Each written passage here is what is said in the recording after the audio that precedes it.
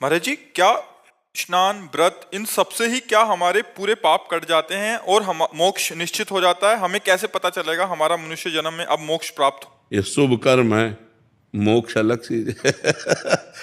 इससे नहीं होता कि आप तीर्थ स्नान करे आओ, तीर्थावगाहन करे आओ तो आपको ये शुभ कर्म है। हम मोक्ष होता है जो शुभ अशुभ दोनों कर्मों को मिटा दे।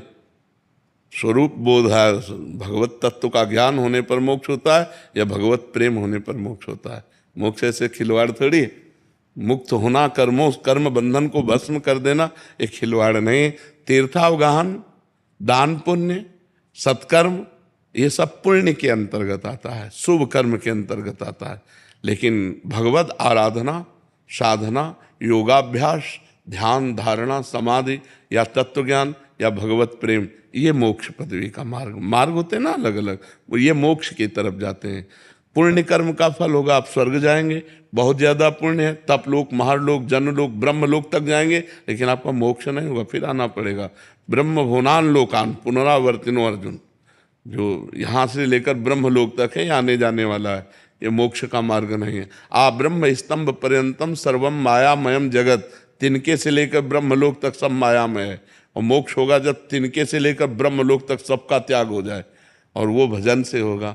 इसलिए हम सबसे प्रार्थना करते रहते हैं कि पापाचरण का त्याग करो, मांस मत खाओ, मदिरा मत पियो, पराई स्त्री से व्यभिचार मत करो, जुआ मत खेलो, खूब नाम जप करो। पहले यहाँ से शुरुआत करो, असत कर्मों का त्याग और भजन। और भजन का फिर जब रंग चढ़ेगा तब प्रेम, तत्व ज्ञान, ये फिर ऊपर उठने लगेगा। पर भजन आवश्यक है। उठते बैठते चलते फिरते युद्ध करते भी, मां मनुष्मर युद्ध च, भगवान कह रहे ना, मेरा स्मरण करते हुए युद्ध करो। हर समय राधा राधा राधा राधा, जो नाम अपने को गुरु जी ने दिया है उस नाम का बार बार बार बार जप कर रहे हैं, हर समय सुमिरन कर रहे हैं, अब मोक्ष हो जाएगा।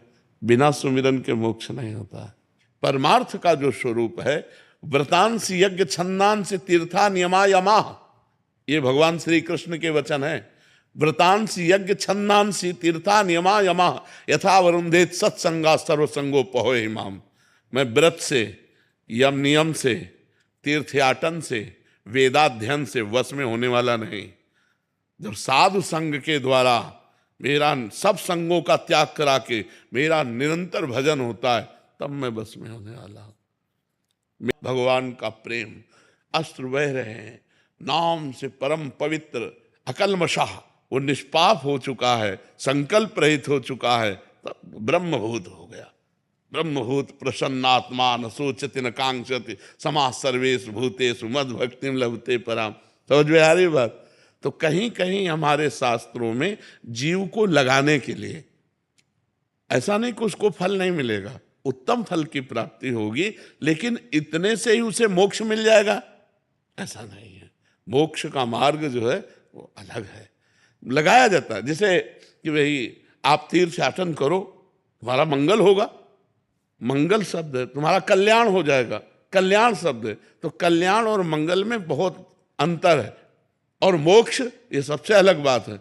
और प्रेम से लीलाओं में प्रवेश, ये और अलग बात है। तो सरकारी सैनिक एक होमगार्ड भी है, नहीं? सरकारी सैनिक एक आप भी हैं, और एक कमांडो भी है। लेविल ऐसे एक कल्याण और मंगल के एक लेविल है।